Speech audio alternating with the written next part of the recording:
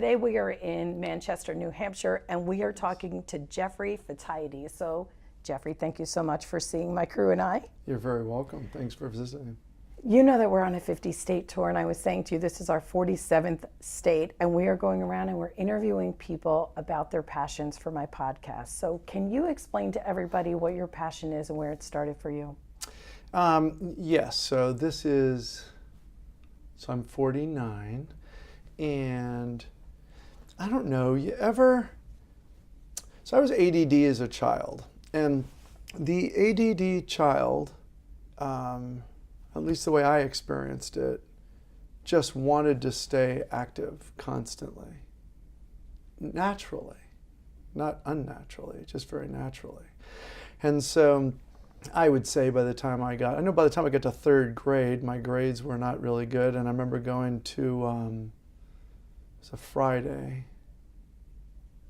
I went to leave the house in the morning, and I said, oh, I don't need my book bag because it's Friday. And I went back in and I went to grab it. My mom says, wow, that sounds kind of funny.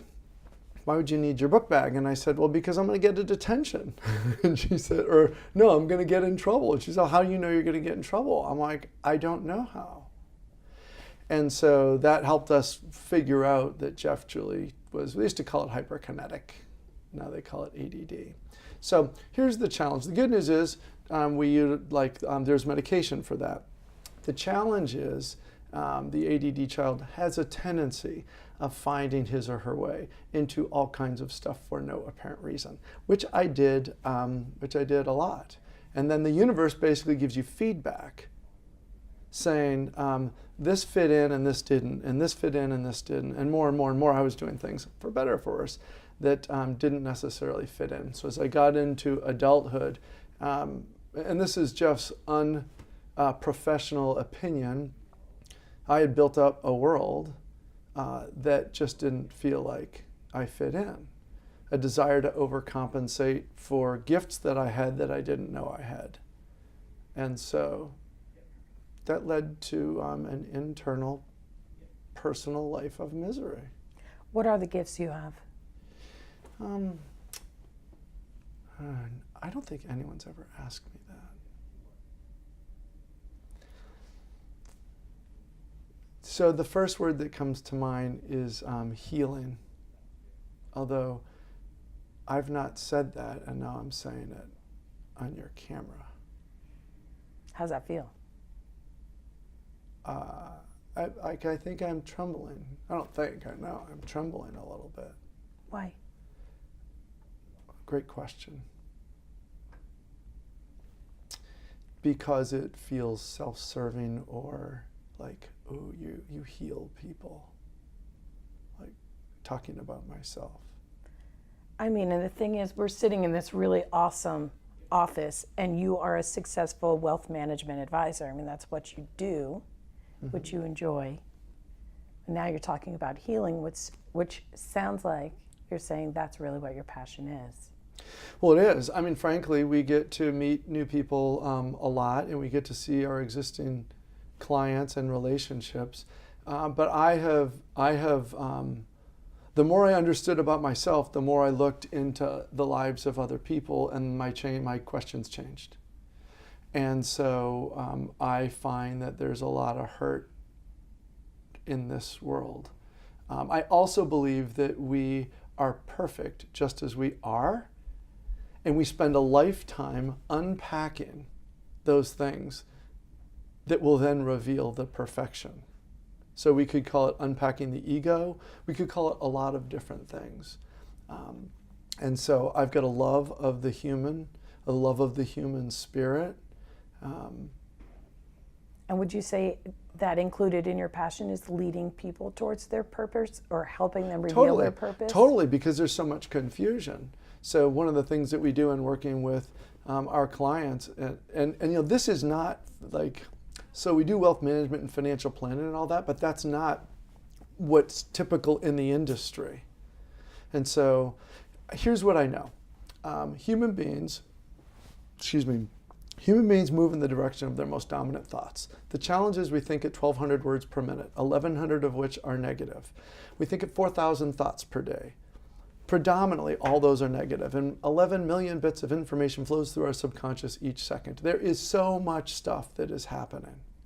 And yet, as a human being, we move in the direction of our most dominant thoughts. But if most of those are negative, how on earth would I ever move closer to what it is that I really want? And what they found is that if you write things down, write it down first person, present tense, singular or plural. I am. Written, I am, I have, I experience, I weigh, whatever it is, 81% of what you write down will come true. Now, this is not a mystery, although some call it a mystery. What happens is the subconscious mind interprets the written and the spoken word without a filter. So we wouldn't want to use the word break, I need a break, if it's peace that I seek. And so most of us just don't know enough to do that. Not because we don't want to, but that's how simple it is. So we not challenge, we encourage, coach, and train our clients to get to the point where they've got a written document. And I've been doing this for 20 years, writing this stuff down, and I know. Now, where 2 or more are gathered, it's a 90% probability. And all you're doing is setting a guidance system.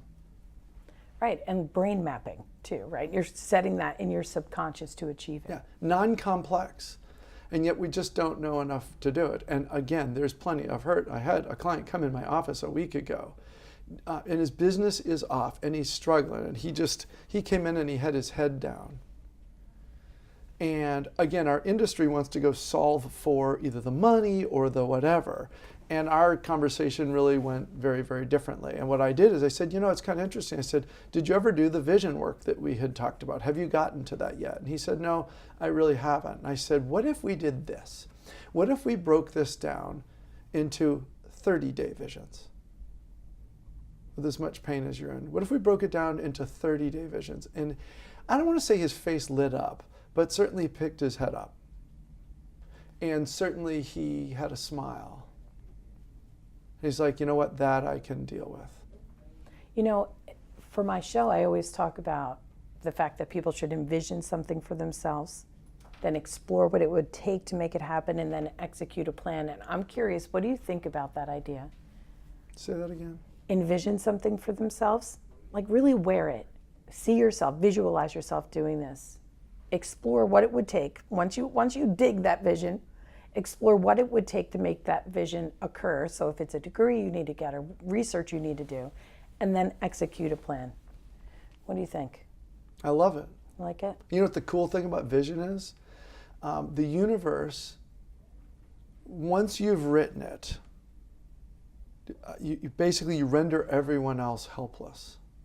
Everything will conform to that. And the more often you read it, the easier it is to get into the tactical side of things, which is what you're talking about, really. You're talking about, okay, now let's go into action after reading it. And what I found is, I read mine each and every week. I will naturally go down those paths. Now, I'm not saying, okay, do it and don't do anything intentionally. Don't go try and make it happen. But the beauty of this whole getting very clear where it is that I want to land is that it just all becomes more fluid, and I hate to use the word easier, let's call it natural. In life, there's what happens to us, and this is where most of the pain comes from, I believe. There's what happens to us, and then there's the stories that we make up about what happened to us. Because if we look at what happens to us, those are just things. Everything else is the label, and it is in the labeling that I have created a level of misery for myself. And it is recognizing that and not going into story which has relieved the misery for me. Absolutely, I get what you're saying here. You know what I love so much is that you are taking something that you are truly passionate about, and you are able to utilize that in your work environment in a role that, like you said, it's not typical, I don't think, for people to see their clients on that human level and help them in their direction with the same knowledge and information. You're really raising awareness for them, I believe. I think so. Most of our clients own their own closely held companies, and those people in particular, if you're not having a good day, you don't go to your employees and tell them that you're not having a good day. In fact, most of the time it's your employees who are saying, I'm having a bad day, could you listen?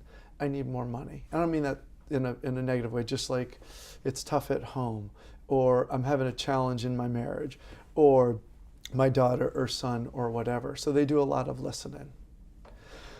We really look to create an opportunity in this space where they can tell their story. What kind of hesitations or challenges do you have approaching your clients from this perspective? I don't.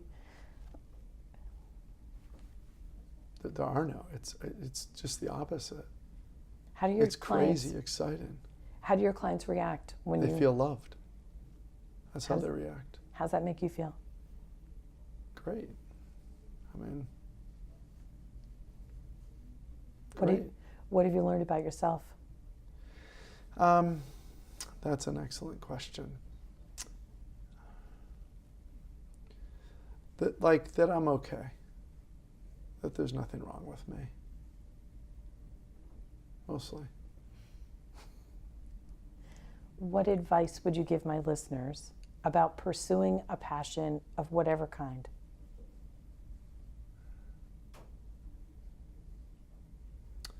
Start today.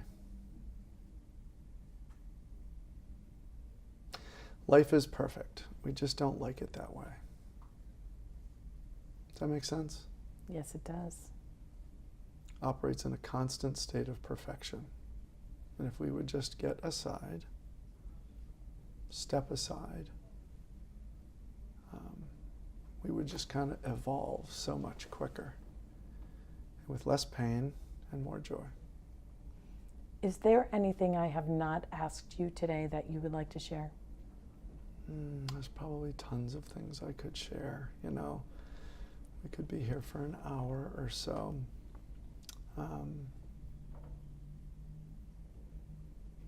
I remember really struggling back in 2009, and I work with several different coaches or consultants, and I was in tears.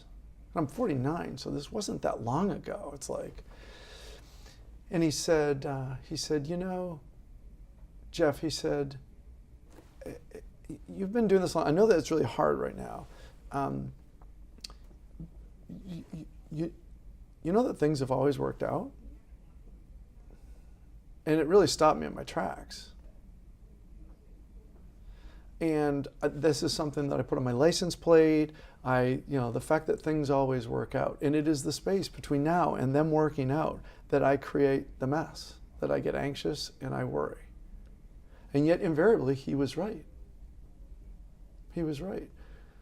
And that started to change my thinking. So if there's something that I don't know, again, like I come with a million things, but that's something that I kind of live on. I put on my license plate because sometimes I need the reminder that things do always work out.